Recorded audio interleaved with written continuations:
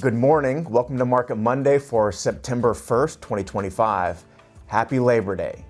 Labor Day became a federal holiday all the way back in 1894, setting aside a day to recognize the American labor movement and workers.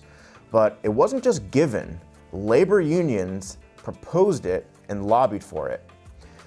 While summer may not officially be over till later this month, it's safe to say it has unofficially ended now that school's back in session and football season is underway. But speaking of labor, Fed Chair Jerome Powell hinted at a mid-September rate cut in just a few weeks.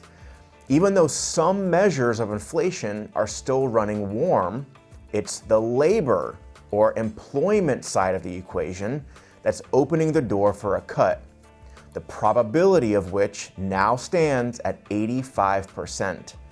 Here we're looking at a business survey citing poor sales as the number one concern, along with the unemployment rate. While both are still relatively low, they are trending higher. Here's the employment rate for 25 to 54-year-olds. Again, not recessionary, but trending lower. Here's the unemployment rate with hiring plans, off the post-COVID boil, but pretty healthy relative to history. And finally, here's the unemployment rate, and then this metric that tracks whether jobs are hard to get or easy to get, coming off a low, trending higher. So there we are, not recessionary, not even that weak, but trending weaker. Hence the opening for Powell to cut rates.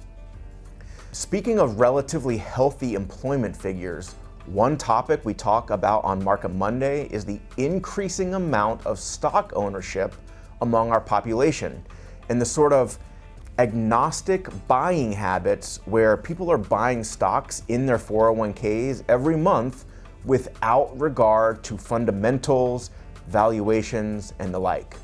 The amount of money in 401k plans quadrupled over the last 25 years, and more participants than ever buying every 2 weeks, whether the market is up or down. Think this doesn't have any effect on the stock market? Putting some numbers to it, here are the actual amounts of the top S&P 500 stocks and how much of each is purchased every month from target date funds alone inside of 401ks. Hundreds of millions, almost 2 billion per month, no matter if Nvidia is the most overvalued bubble stock or not. 401ks are still buying.